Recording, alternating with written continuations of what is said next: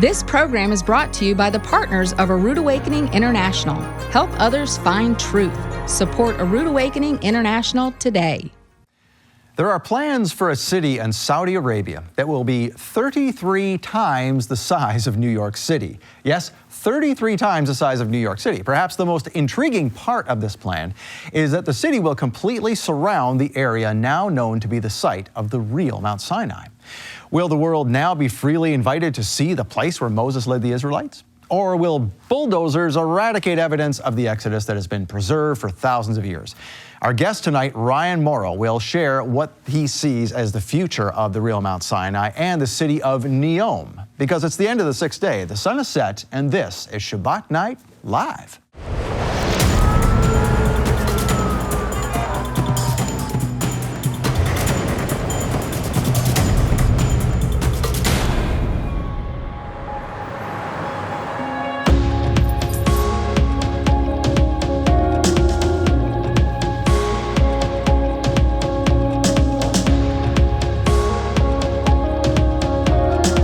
As they take this message out into the world. Shabbat Shalom, Torah fans. Welcome to Shabbat Night Live with Michael Rood. The city of Neom is our topic of discussion tonight, along with the Iranian front in France, something called the Zara Center, and more. Michael will be speaking with Ryan Mauro about these things in just a few minutes. First, let's see where we are on the astronomically and agriculturally corrected biblical Hebrew calendar. We have arrived at the final Shabbat in the month of Shabbat that you can see on your screen there. And next week, we will start the month of Adar. And next month will be the beginning of looking for the Aviv barley in the land of Israel. Someone who knows all about all of these things and about our upcoming Passover event is my co-host tonight. Please welcome the Chief Operating Officer of A Rood Awakening International, Ted Clayton. Well, thank you, Scott. Well, Shabbat Shalom, Ted. Shabbat Shalom. So yeah, now we're going to start looking for the Aviv barley next month, and usually that means, okay, it's time for Passover. That's right. And our event for Passover. Now, there may be what they call an Adar 2 or Adar Bet. That's right. Which means that we have to add another month to the calendar if the Aviv barley is not ready. And seeing as how that is March 8th, it's likely that it won't be seen, and we'll have to push Passover off a month, but that doesn't matter because we've already booked Passover for a certain time, and we're going to hold it anyway, and that's coming up March 22nd to 24th. And we're only celebrating Passover if that's the case that way. So we're celebrating Passover either way, so we might as well just go ahead and do it. We have to get the hotels a year in advance like that, so we're just going to be glad to see everybody there and want you to be there too. That's right. So it's March 22nd to 24th. It's tickets are still available. That's right. It's going to be at the Crown Plaza. It's $259 for adults or youth. That's anybody ages 12 or up. And kids are $69. Now, something we've just added a little while ago, you may have heard about it already, is we're going to have a private screening of the Moses controversy. This is the new sequel to Patterns of Evidence, The Exodus by Tim Mahoney. That's right. And this is going to be fantastic, folks. Listen, you're going to learn the true secrets of why Moses really did write the Torah. And there's a lot of skepticism out there among scholars that says, oh, well, there really wasn't any language back then, so how in the world could Moses have written the Torah and obeyed the Almighty? And you'll get a sneak peek. You're going to be one of the very few theaters that are going to be showing the Patterns of Evidence, the Moses controversy, that particular weekend. So if you're there, now unfortunately we can't show it online, but if you're there, you're going to have an exclusive showing of Patterns of Evidence, the Moses controversy. Now that is in theaters, like you said, Ted, March 14, 16, and 19. Yes, that's correct. That's the Thursday, the Saturday, and the Tuesday, I guess, right? Right. And we're going to have it on that Friday, or the 22nd. That's right. Yeah, so that's going to be a great opportunity for you to see that there. So yes, go see it in the theater, support what Tim is doing, Absolutely. And then see it again at Passover as an exclusive showing. Now, Tim pulled some strings for us to make this happen. I mean, you wouldn't believe the cost that are involved in this, and Tim has allowed us to do that, and we're so thankful and so blessed by Tim Mahoney. Once again, I want to say thank you, Tim, for allowing us to do that. That's right. Now, he was actually on the phone here. I remember seeing him pacing the halls, and he was just saying to his people, no, that doesn't matter. I know we're owed lots of money to view this or to screen this, Yes. but let it go. That's right. Yeah. That's right. So you're going to be able to see it if you're there, but only if you're there. So make your plans to be at Passover now. Now, there's lots of other things going on. I'm going to have a teaching session there. Yes, so you is are. David Robinson. Yes. And the feature item, I guess, is Nehemiah Gordon. Oh, yes. Now, he's got some new information about the connection between the rock at Rephidim, this is the Yes. rock that Moses struck and the water split gushed rock, out, the yes. split rock, and the pool of Siloam. This is where Yeshua had healed the man, with the mud, Yes. mud on the Yes. eyes, and healed the blind man, and told him to go wash in this pool that has a spring, the Gihon spring. Gihon Springs, yes. And now there's a connection here that not everybody understands, but Nehemiah does. Right. And he's going to tell us this connection. There's some wild stuff he's learned about this, and he wanted to share it with everyone at Passover.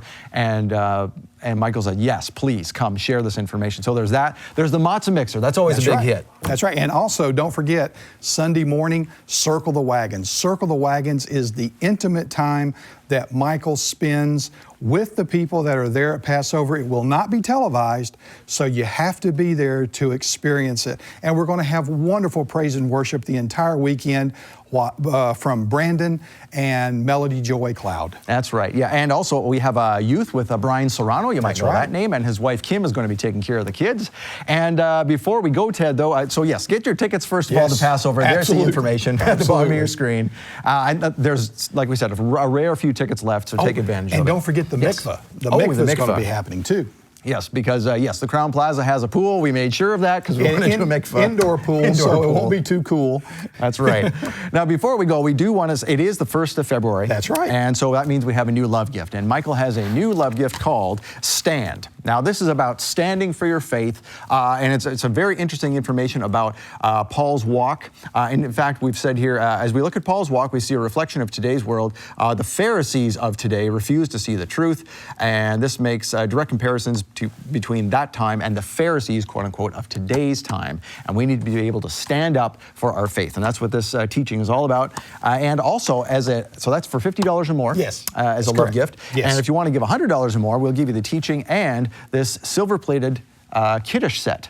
It's absolutely beautiful. It is. Silver plated. It is just incredible. It also has a little serving tray for the bread that comes along with it. Yep. Folks, this is a fantastic item. And once again, as always, I like to emphasize that these items are great items to share your faith.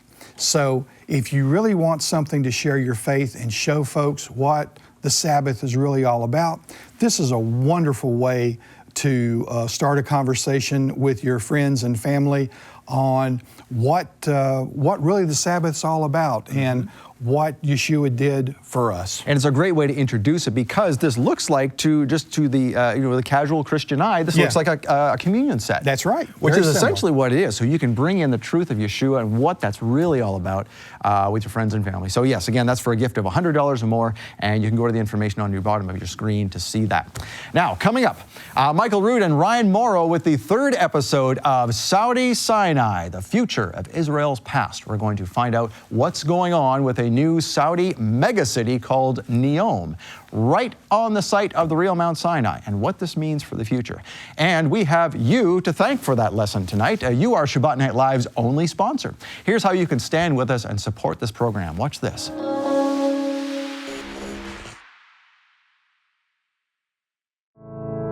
Spreading the message of Yeshua was not easy in the Apostles' day, and it's still not easy today.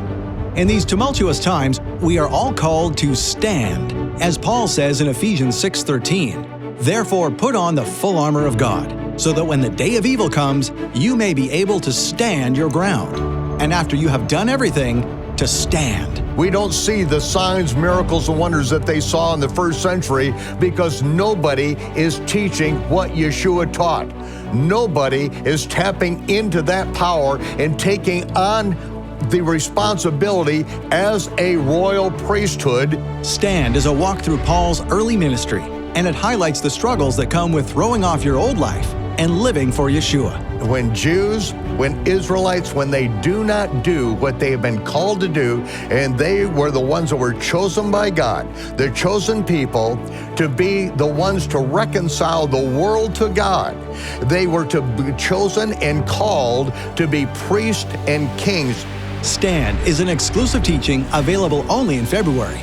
It's a gift from Michael Rood to you for your love gift donation of just $50. Or with a love gift donation of $100 or more, we'll send you Stand plus a silver-plated cup and saucer set to celebrate Yeshua's sacrifice and resurrection. I want to see some medals, some commendations on you when you get out of the battle. You're going into it, and you're being sent into it, and I know that you're going to be able to handle this thing. Get Stand plus a silver-plated cup and saucer set. Call 800-788-7887. That's 800-788-7887 to make your love gift donation now and receive the Stand collection. Or visit our website at monthlylovegift.com. Hurry, offer ends February 28th. See it now at a Rood Awakening International. The Temple Treasures exhibit. Remarkably accurate, full-scale replicas of the most precious furnishings in the tabernacle and the Second Temple. The Torah, the menorah, the table of showbread, and the altar of incense. Plus, the world's only accurate-sized model of Ron Wyatt's eyewitness account of the Ark of the Covenant. The Temple Treasures exhibit. Book your tour now at templetreasuresexhibit.com.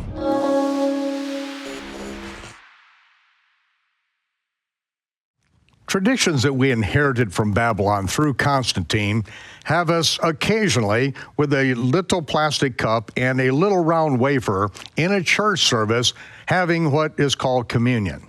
But Yeshua was not having communion with his disciples. It was the last meal before his crucifixion, which happened at the time the Passover lambs were being sacrificed the following morning. Yeshua took this opportunity to explain something that had been embedded in the Israelite culture for then over 1,000 years. Melchizedek brought forth bread and wine to Abraham, and he blessed the Most High, saying, Baruch atah Yehovah, Eloheinu melech ha'olam, motzi lechem min ha'aretz. Blessed are you, Yehovah, our Elohim, King of the universe, who brings forth bread from the earth. Yeshua said, this represents my body, which will be broken for you. As often as you do it in remembrance of me. And so we break this bread and we do it in remembrance of him. Likewise, Yeshua took the cup and he blessed the Most High with that blessing that Melchizedek blessed the Most High. Baruch atah Yehovah, Eloheinu melech ha'olam, borei pari hagafen. Blessed are you, Yehovah, our Elohim, the King of the universe, the creator of the fruit of the vine. Yeshua said, this represents my shed blood, which will be poured out for the remission of sin. I will not drink another drop of the fruit of the vine. You take my cup and divide it among yourselves, because I won't drink it until I drink it again with you in my Father's kingdom.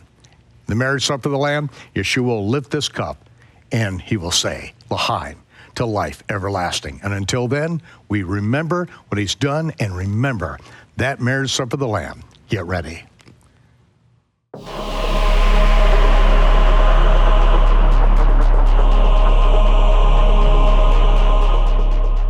It should come as no surprise to anyone that very few people have walked on the moon.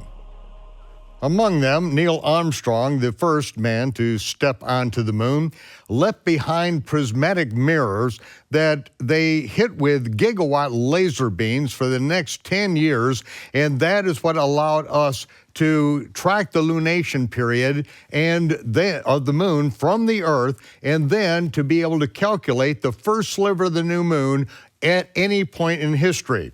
That was the key to unlocking the biblical calendar and the chronology of the Gospels. In order to understand that, literally, we had to go to and fro the moon.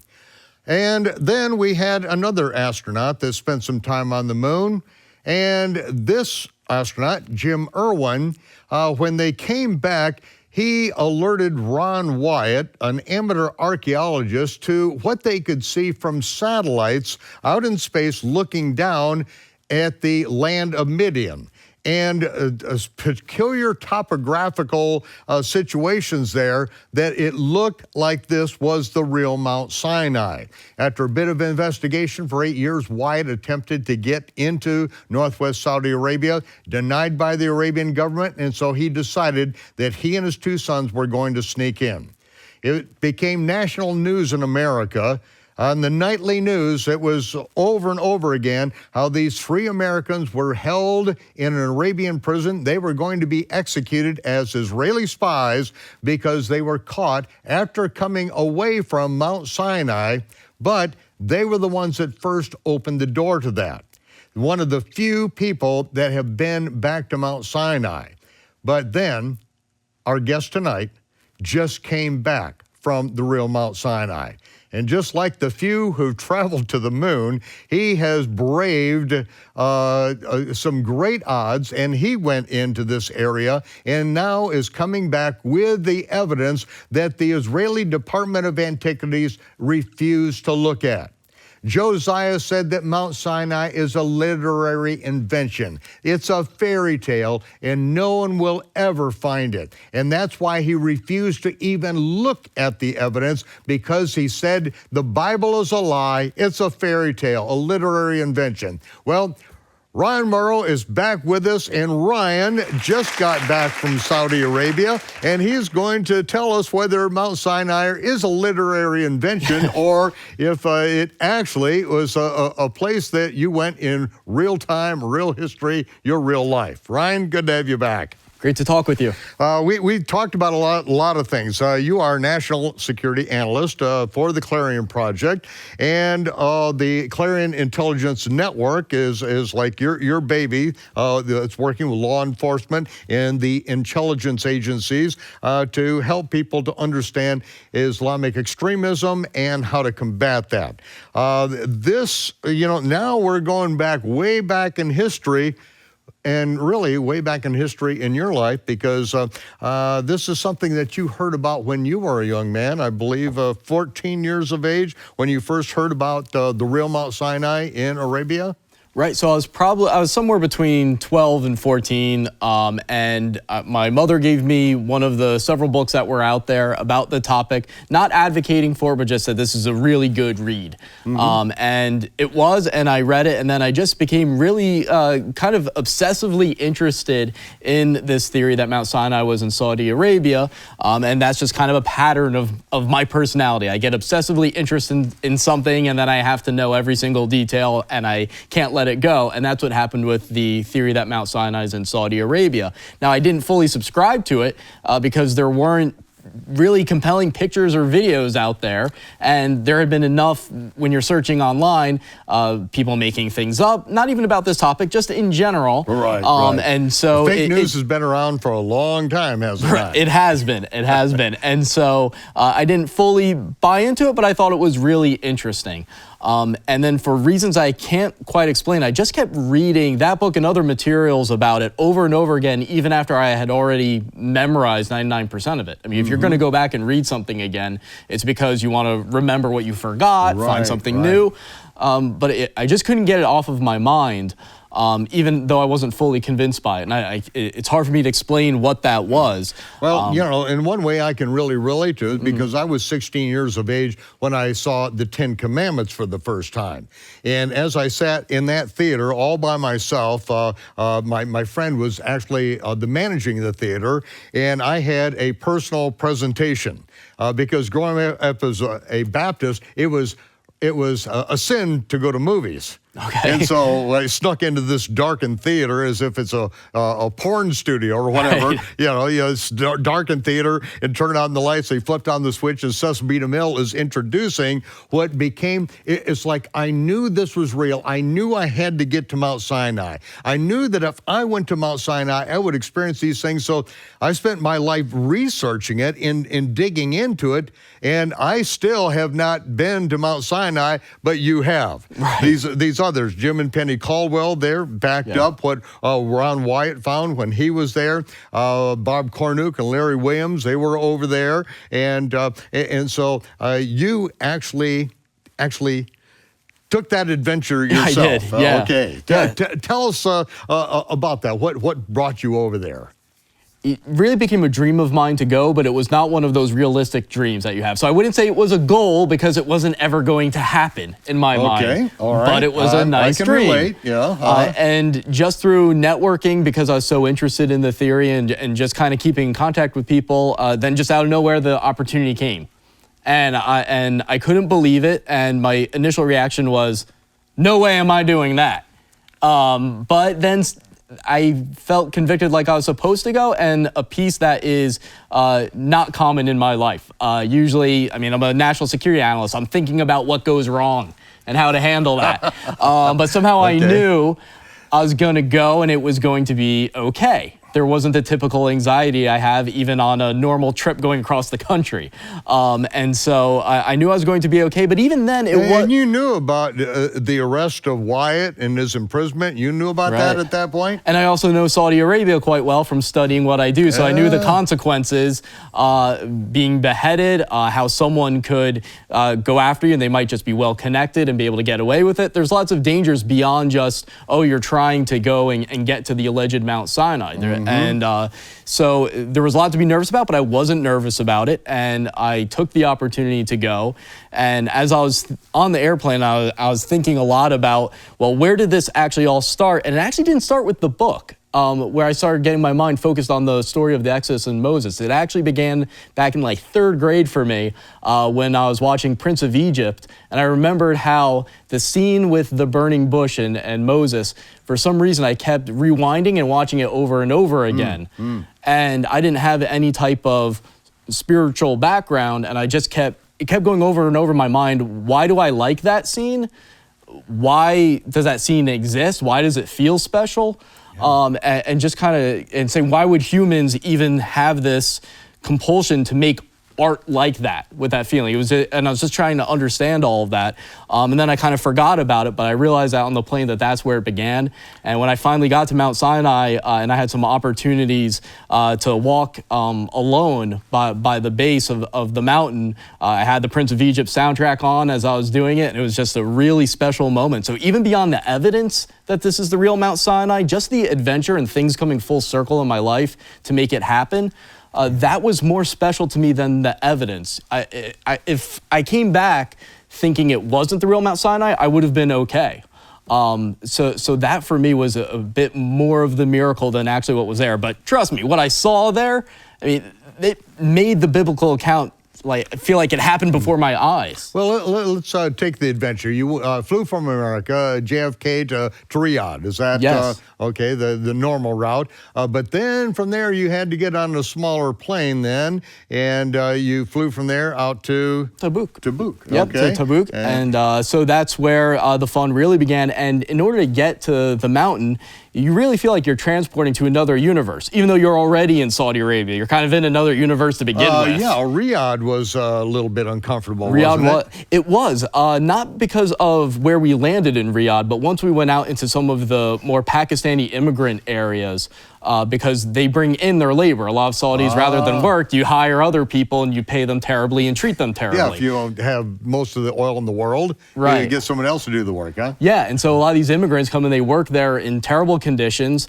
and that's where I felt more hostility, where like I was walking and I had a suit on, and the entire street just stopped. And the way they were looking at me was not friendly. The friendly ones would come up to you, and so your attention would be focused on that one friendly guy, but then you look behind them, and that's where you see crowds of people looking at you.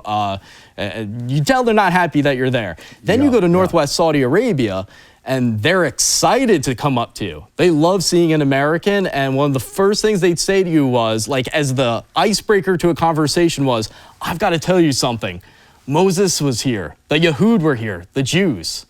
And some would say, you don't know this, but you've got to know about this, essentially saying like, I can't wait to tell you this information. Let me show you on Google Maps where to go. I'll go with you. And then there were others that it was just a fact of life. Like, yeah, most of the Israelites were here. Yeah, of course. And so that was really interesting to see.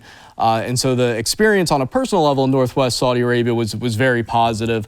once you get closer to the mountain and you go to the split rock that we'll talk about, then it gets a little bit more mixed, especially if you have to deal with security, because security was there. Well, okay, so now you're in a private vehicle. You rent a vehicle in Tabuk, and so you approach the mountain. What's the first thing that let you know you were at the right place? When did it hit you? What physical thing was it? If you're from a certain distance, it'll be the blackened top. And I know there's some debate about whether that's natural volcanic rock or whether that's actual evidence of the phenomenon described in the Bible of God descending like a fire. Regardless of that, it's visually stunning. So even if it's natural, it's there for a reason, and it helps you visualize what's happening. And so from a distance, you'll see that from one angle. But then also what I didn't expect and I found to be real interesting, because for me, all the little details that line up that you wouldn't think about are just as compelling as the big things that you talk about, because it takes only one detail to make the story not plausible at that location. When you're headed towards the mountain and you're going to the plain where the Israelites encamped, it's massive. It's bigger than the area where Muslims go for the Hajj to Mecca, where there's millions. This is much bigger. So you are just driving and driving in the desert, and you enter this area, and it forms like a natural stadium. Just like you'd be going into the entrance into a stadium and you're waiting in line, but this it's just like it, except it's mountains. It could hold 2.5 million people in this area. Yeah, so it's flat, so it's good for camping, but the population that would have resided there would have been protected almost entirely by this ring of mountains. So it's like you get there and you're like, I feel like I'm entering a stadium, and looking ahead is the stage with the blackened top and other topographical features. So you feel like you're going to witness a show. Okay, now when you saw that, you had seen the pictures that came from Jim and Penny Caldwell of the Blackened Peak. Right. Jim and Penny had ascended the Mount Sinai several times in the years before. They're the ones that provided Ron White with all the evidence that Ron had, and Ron then gave it to me and said, I can't tell you where I got this because the people's lives are in danger. They were still in Saudi Arabia at the time. But you seeing that, then you saw those pictures, and now you're there at the mountain, you're smelling it. Yeah, and so that was really much more powerful than I imagined, was just getting there and then going into this like natural amphitheater, because you get the impression when you look at this story, you're like, yeah, even the shape of the mountains was constructed for this moment. And so you were playing the soundtrack to the Prince of Egypt, getting ready with your headphones as you're going into this, huh? Yeah, well, actually, I started it once I got in there, and then had some time to just walk around by myself in an area that was closed off to where the guards were, they wouldn't see me. And so that's kind of how it began. So the first thing from there that you come across would be the Golden Calf worship site, which pictures don't do enough justice to, because that really is distinct when you're there. You see rock piles in different places, but then you come to that, and yes, it's a natural pile of rocks, but you can see the petroglyphs of the bulls from pretty far away, and you can tell that there was intense human activity of bull worship there, but it was relatively small and probably limited in time, because it's not going on and on. So when some people say, well, there are in petroglyphs of bull worship going on in other places of Saudi Arabia, in the Middle East, it's like, yeah, but if there's too much, it doesn't fit the story. It was done briefly, and then Moses killed them, and he destroyed the golden calf. Yeah, that's right. So this situation happened in less than a 40-day period of time. Right. Because from when we entered into the blood covenant, Moses killed the bulls on the Levites did, killed the bulls on the altar and sprinkled the blood on the scroll that he had just written with the 10 and additional commandments, and then sprinkled the people and the altar. Then he went up into the mountain for 40 days and received the information concerning the building of the tabernacle, and received the tablets of stone from the Almighty, written by the Almighty, and then came back down. And by the time he came back down, and this is just a little more than 40 days later, they had already built the altar of the golden calf. And so, you know, that's a very short amount of time for all that hoopla. And then, as you say, that ended very abruptly. About 3,000 people died because of that very thing. Right, and then you go to the top of what I call the golden calf stand, because when I was reading the book of Exodus, what I noticed is that the structure I was looking at that is often referred to as the golden calf altar, well, it says there was an altar in front of the golden calf. Okay. So when I looked back at the structure, what I noticed was that what you commonly see with all the petroglyphs, that's actually probably the golden calf stand. And at the top, you can see the indentation where maybe Moses grounded it into powder, because you can tell that it's worn down on the top. There's a circular spot, and it's very distinct. And it's not. You can tell it's not a natural elevation change in the rock. So something was grounded there. Something wore down in a circular pattern at the top of the golden calf stand. And then in front, there's another collection of rocks that looks more like an altar to me. In fact, looks like what may be the altar below the split rock, where it's raised up, and the Saudis fenced that off also. Now, why did the Saudis include this other collection of rocks in front of the golden calf stand within the fenced off area? They knew that that smaller structure that doesn't get much attention had some significance.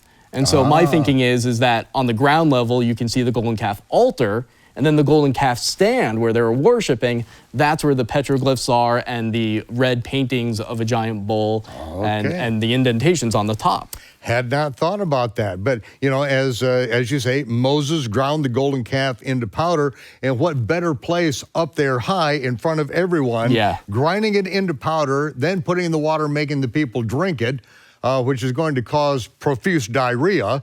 Right. And so, of course, the people could get their gold back, but you have to mine through their old religious system in order to do that. Right. And you can see where the brook came kind of near there, where there used to be a river flowing down from the mountain, just like the Bible describes, and came down, and then it ends within walking distance of the golden calf worship site. I mean, that's another factor. If you mathematically put together the number of features that should be at Mount Sinai and are at this location, it's got to be astronomical what type of chance would be required for this to be there by accident and have nothing to do with the biblical story. Now, let me ask you, Ryan, did you get inside the fence at the altar in the stand? I did. You did? Okay, well. So did my mother, by the way, who went on the third trip with me. My anxious mother, who I brought from New Jersey into Northwest Saudi Arabia. So. What? Your mother? My mother did go, yes. Wait. And my cousin as well, who's also a woman. Wyatt was in prison for 76 days. The Caldwells were at gunpoint. Tim Mahoney and his crew were down in a ditch with guns on the back of their head, and you bring your mother. Yeah, it's crazy, especially because my mother is not an adventurer. All right, okay. So she's a little bit anxious, especially when it comes to the safety of one of her sons. So it's not the type of thought that would be realistic. But I had gone twice. Enough things had gone wrong, and we've gotten out of them at that point, where we had been confronted by security and things like that, that I basically said to my mother, well, I know what it going wrong looks like now. So it's not hypothetical. And, well, guess what? I just paid for your trip anyway, so you kind of got to go. But it was on that second trip, there was this distinct moment where I was in the car, and I've never had an experience like this. Usually when people tell me they heard from God or had some type of communication that's divine, I tend to lean towards, oh, I think you're crazy. That's just, I'm very cynical that way, right? Mm-hmm, right. And so, because I'm just very literal with evidence and things like that. So I'm resistant to that. And just in like a 2-second span of time, there was just this image in my mind that was very pronounced and very detailed, where I could see and hear my mother and my cousin in the back seat of the car with me and my friend Andrew in the front, and it wasn't normal. And I had this sense of urgency from then on to get my mother and my cousin there as soon as possible. That's never happened to me. To get them to Mount Sinai. To get them to Mount Sinai, yeah. Wow. And it was a sense of that I wanted to do it, had to do it, need to do it soon, that would not be natural for me to want to do. Well, we're going to have to continue on this. At first, Ryan, I was worried that here's a mama's boy. He can't even go to Mount Sinai and face down Bedouins with guns without his mother being there. But this is something that you really felt compelled that, I've got to get Mom. I got to get my cousin. They have got to see this. And I haven't even gotten to see it yet. I've been preaching it for 20 years, and you got to do it and take your mother there. I did, of all things. Well, ladies and gentlemen, we'll be back right after this message for you. There are teachings that I did in the land of Israel more than 20 years ago that are still going out around the world. Those who stood with me over 20 years ago and supported my ministry back then, they are still reaping results that will reach all the way to the sea of fire and glass on the heavenly shore. Ladies and gentlemen, what you give now not only touches lives right now, it is going to reach forward into the future and change lives into the future. And it's going to change lives not only in English, but in Spanish, in Russian, in Mandarin Chinese, in so many languages that it's going out around the world that I can't even keep up with. Also French, just recently, the chronological Gospels in French is now in its final stages. Ladies and gentlemen, your donations now will reach into eternity and will help us stay on the air for decades to come. Thank you for standing with us. These are your 2 minutes to make a difference.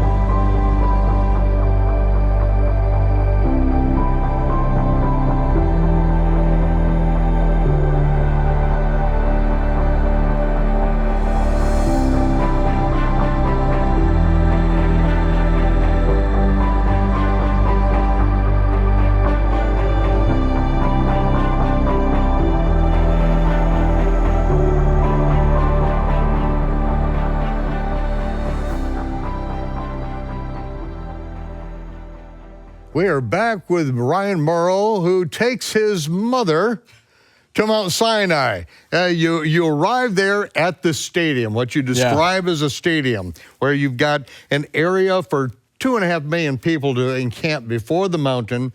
There is, as you explained to me before, there's an outcropping where it would be very obvious for Moses to stand and deliver his messages to the children of Israel. Right. So when you read the book of Exodus and you look at this site, just more and more things make sense that you previously didn't think of. And there's a good example of that. You go to where what's believed to be Moses' altar is, with where the animals would have lined up, and it's very, very distinct. Right. This is a sacrificial altar. You've got the gates with the turns to keep the cattle from seeing the death of the ones in front of them. This is how slaughterhouses are still done today. this very same thing. And so you have this slaughter altar in that situation. Right, and right next to that, you see where the brook used to flow so that they could wash their hands, maybe get rid of some of the debris from the sacrifice. And so that part makes a lot of sense. And about 12 pillars there. I think we counted about 9 when we were there. Right, and pillars and stones are really repurposed. You see stones from the temple and pillars from the temple that are in the walls of Jerusalem. They repurpose these things. You just don't throw away something that you find out there. So what originally started out as 12 pillars, right. It's apparent from the scripture, that's what it was, that 9 of these is what you counted while you were there, still there.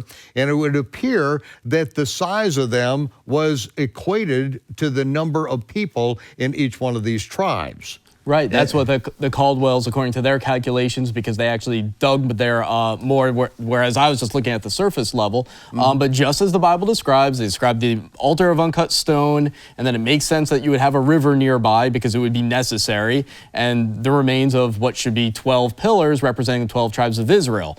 Pretty remarkable you have all that right in this relatively small location. But then I looked up, and there's like a ledge coming forward that seems purposeful. It's natural, but it's an interesting thing to look at as if it's a stage, right at top where someone could stand and address the people. So if Moses were to go up on this higher up ledge, he could look out, see the people, and a local Saudi actually explained to us how the voice echoes from there. It's a natural amphitheater, so you could talk to the people and they could be heard. And so right above where this altar is with the 12 pillars, you have a stand where Moses could have gone up there and read the book of the covenant and the people could agree to it. Okay, let's stop right there because let's give some biblical context to this. Because it was on what would become the day of Shavuot that the Almighty literally shouted down his commandments from this flaming mountain that scared the people to death. Right. And Moses said the reason he's doing this is that you might fear him and always remember this day. You'll never forget the day the Almighty scared you to death with his fire and the thunder and this lightning. And then finally, after 10 commandments were shouted down, pause in the action, they said, Moses, we don't want to hear the voice of the Almighty like this. We are afraid we're going to die. You go up into the mountain, you speak to the Almighty, and whatever he tells you, we promise we'll obey. And so Moses went up in the mountain, and the Almighty said, they have well spoken that which they have spoken. I will speak to you, but I'm going to send another prophet in the future, and that prophet will be like unto you, Moses. He will hear and speak only that which I tell him, and the people are required to Shema. They must hear and obey him. And so Moses gets the remainder of the commandments from the top of the mountain, which takes basically 6 pages of the King James Version, these additional commandments. And then Moses comes down and he then writes them on a scroll. He first tells the people this, writes them on a scroll, and that is where they sacrifice on that altar the bullock, and then he takes that blood, half of it, and sprinkles it on the scroll that he's just written. It's not the whole Torah, it's just that small scroll upon the people and on the altar, and he says, this is the blood covenant between you and the Almighty. Whoever breaks it, they know what that means. Whoever breaks it dies. But to see that there's something there right at that mountain, that he could stand right there and address the nation of Israel right from there, and then step down from there, and then take all day sprinkling, shaking blood-soaked hyssop branches on the people to seal that covenant. Bam, right there. You were there. Right, and so I were there originally in the theater. Yeah, I was originally struggling because I was thinking about how if this was done right by the altar and where the 12 pillars were, well, the people wouldn't see or hear them. You know, I was trying to think through every detail of how this would play out, and I was stuck there, and then it came to me where I just, looked up, and you're like, he probably went right there because that's where I would go if I was him. Because everyone would see you clearly. They'd be like, where's Moses? Right there. And you could hear because of the echo of how that spot is shaped. And so that was kind of profound for me. And the fact that it was a Saudi demonstrating that to me shows that even that has been passed down. A that Saudi Moses who went up says there. this is the mountain of Moses, Right. demonstrating how Moses would have done it. Exactly, right. And so that put all the pieces together for me. One other element that's going to be in my video that you're showing that I think is worth mentioning on the topic of Muslims knowing about this is I interviewed a former jihadist contact of mine who used to actually hang out with Osama bin Laden's associates and Pakistani intelligence. And so you can see him speaking anonymously in my video. And the reason I put him in there is because I was telling him I did all this after I came back, and he's like, "Oh, Mount Sinai in Saudi Arabia with the fences. Yeah, we know about that." And he did, and I'm like, "Oh, well, most Christians I talk to don't." And he's like, "Oh yeah, no, those of us that are really into our faith, particularly the jihadis I used to hang out with, we all knew it and we agreed with it because we said that meant our Sharia law was preserving this. If this was open to the outside world, people would go, they'd get pieces of the sand and they'd sell it and say this can be a miracle. And according to that Islamic belief, that now is heresy. It's a sign of idolatry, and you have to destroy anything there. You'd have to block access. But because the Saudis covered it up in accordance with Sharia law, it preserved it for everybody." And he explained to me, and I thought, that makes so much sense. If Constantine's mother had picked out the right site, right, if she had done that, then you would have all these people doing exactly that. Right. Idolatry, like the pieces of the cross, the tons of pieces of the cross that exist, and they would have stripped Mount Sinai if Rome had, the Roman Church had control of that, but because they didn't, and it was at the end of a gun barrel, and what you had to risk to get back in there, it's like, we can thank God for the Saudis, for actually preserving one of the most precious interaction of the Almighty with mankind, the most awesome display, I will say. Right, and so according to this former jihadist, he basically said to me, what you have to understand is that according to our belief system, we are required to hide this and stop people from going. And so the Saudis are doing the right thing in his mind in covering it up, and the proof is the result. And so one of the arguments I'm putting forth on my own website, SinaiInArabia.com, which is a new website set up with a petition to try to pressure the Saudis into opening up the site, is yes, open up the site, allow outsiders being monitored so they don't trash the place. But what needs to be preserved is not just the mountain and the specific places we've talked about, including the Split Rock, Elam, and the whole list of it. They need to preserve the entire plain. They shouldn't build anywhere near it. Because that was so powerful for me to go and feel like I'm seeing the Exodus before my eyes. If this becomes like the pyramids in Egypt, where they have a hotel right next to it, so you have to, in order to get a picture of yourself in what looks like a total desert and the pyramid there, you have to get it at the right angle. Because to the sides you have streets and you have like swimming pools. This is all since I was there. I mean, it's so built up that when I went to Egypt and I went to the pyramids, I didn't feel like I was in ancient Egypt. I just walked over from my hotel. I was in a swimming pool, and so I didn't feel like I was in the middle of the desert. And I would hate to see that same type of effect happen to northwest Saudi Arabia, and then and people to not experience that. I want them to feel like they're in the Exodus.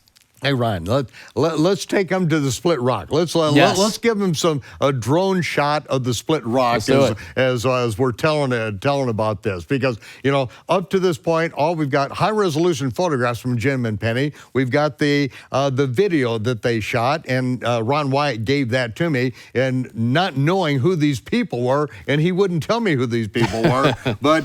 Now, you were there, and now as this drone then lifts up and flies over this rock that is split, I feel like I should break into the song, Rock of Ages, cleft for me, let me hide myself in thee. See, that is the cleft or the split rock that Paul said, that Yeshua was the rock that followed. This was the rock that Moses was told the first time to strike. and then afterward to declare the rock. But when he struck the rock the second time, he broke the shadow picture, because that rock was to show the Messiah, the fountain of living waters, and he broke that picture. But David said, I go to the rock which is higher than I. What do you estimate this? 60 feet tall? I would say so. 50, 60 feet on top of a 100-foot mountain. So when I climbed it and looked down at my poor mother at the base, who was alone at that time, she looked like a tiny speck. Even the drone footage doesn't do justice to seeing the split rock in person. It just blows you away, and you see it from so far away. You know you're looking at something very odd at the very least. And what a lot of the video doesn't really capture is the water erosion coming down from that rock, but particularly on the ground level where you drive. So you're in the car and it's real bumpy, and then all of a sudden it's smooth, and it's smooth in the shape of like several rivers overlapping, as if their waves are made of rock. And it's so distinct, and you walk through it and it's so smooth. That's just so powerful. So that's got to be preserved as well, according to what we're trying. We really want to pressure the Saudis into preserving all of this so people can experience it. But visually it was very powerful. One of the other things by the split rock that I found to be real interesting is Jim and Penny have been pointing out what they think might be Jehovah Nissi, the altar after the battle with the Amalekites. And there's a rock structure.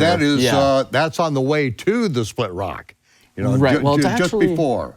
This rock that is C-shaped and then has some collection of rocks right behind it is basically just below the split rock on the one side, because there's two sides. Right.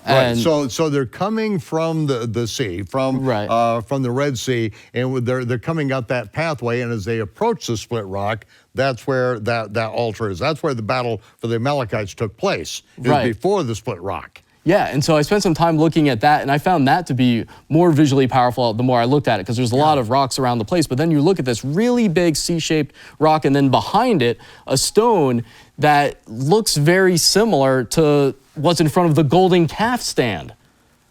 So the golden calf altar that's in front of the golden calf stand looks similar to this spot below the split rock that Jim and Penny have been pointing to. That may be Jehovah Nissi, the altar. I showed pictures of this to someone who I know that's really interested in archaeology and ancient Egypt without explaining what it was. And they said, oh, that looks just like an Egyptian-style altar. And sent me an old picture that someone drew of what that would look like. And it does look like it. Well, let's step back and put this in context, because this is a rock where Moses, as long as he held up his hands, the Israelites prevailed. But then when his arms dropped, they started to lose. And so Joshua and Aaron get underneath his arms and keep his arms up, because this is Jehovah Nissi, or Yehovah, our banner. His name was their banner, and as long as he kept his hands up as if calling upon Yehovah, then they won. Just as it says in Joel, those who call upon the name of Yehovah shall be rescued. And so this is the monument to where you call upon his name, you keep your hands raised, declaring his name, and he delivers his people. And so then when they get in the enclave, as you say, the theater, they've already defeated the Amalekites. They're in a place of safety at that point. Right. Yeah. So, it's amazing. When you put it all together, and these stories that, for most of us at some point in our lives, we've equated it almost with the Greek myths, you know, especially people in my background, where it just sounds like a story. And then you see all of these things line up. It's like mathematically impossible that all this is there matching the story, and there's no correlation. And the Hebrew inscriptions of the sandals is very near where the split rock is and where Jehovah Nissi. Tell us about that. What about the sandals? Right. What do you mean by that? There are a lot of rocks that have these inscriptions of like feet in the sandals and little Hebrew writing next to it. And I only knew that was ancient Proto-Hebrew from talking to Dr. Miles Jones and another person who studies ancient Hebrew. And they both were saying the same thing. Yeah, this is marking territory. It's like a tribal sign going back then, and it's ancient Hebrew dating back to the time of the Exodus. Man, how much more do you want? There it is. So you have the petroglyphs of sandaled feet. You can see the straps here. You can see the toe piece. And on the instep, the kaf, the ancient kaf, which means the sole of the foot or the palm of the hand. In this case, the sole of the foot. So they're literally saying, this is what the Almighty said. Every place the sole of our foot treads, that is our inheritance. And so they put the ancient property markers, the title deeds of the Israelites. And so that's why even the Arabs today are saying the Yehud were here. The Yehud. Right.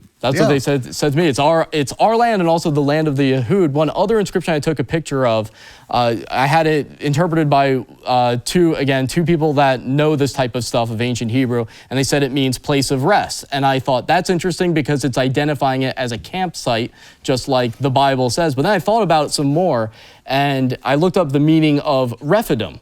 The meaning of Rephidim is place of rest. So if, according to the Bible, they came here and they named it Rephidim, meaning place of rest, and then you find Hebrew inscriptions there that just say, for some random reason, place of rest, it's almost like they're identifying it as Rephidim right there.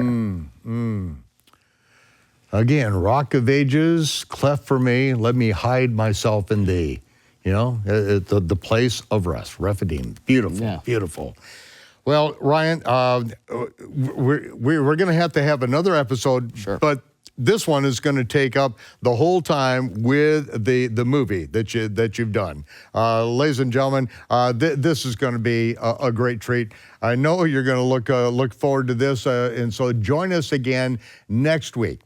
Ryan is going to be back on Shabbat Night Live, and we're going to show you the actual movie that was produced for this very thing. And I think we can't say it like it's a motion picture. This is not MGM. But, you know, when you see the startling, super high resolution footage of these things, the drone footage and all that, it's like you've been there. We've just given you a taste of this. Ryan, thanks so much for being with me. And we're next week, ladies and gentlemen, call your friends, your family, your enemy. Everyone, get them back here for Shabbat Night Live. Now, I would like to close in prayer. Yivarechecha Yehovah v'yishmeraka. Yir Yehovah panav elecha v'chunecha. Yisa Yehovah panav elecha v'yasem lecha shalom. B'shem Yeshua HaMashiach. Sar Shalom. Yehovah bless you and keep you. Yehovah make his face to shine upon you and be gracious unto you. Yehovah lift up his countenance upon you and give you his peace in the name and the authority of the Kohen Gadol forever, the resurrected the Messiah, the Prince of Peace, who will certainly come back and rescue his people. Amen. Ladies and gentlemen, Shabbat Shalom. Have a good Sabbath. And Shavua Tov. We'll see you again. Have a good week. Shabbat Night Live. Next week, we're going to Mount Sinai at last.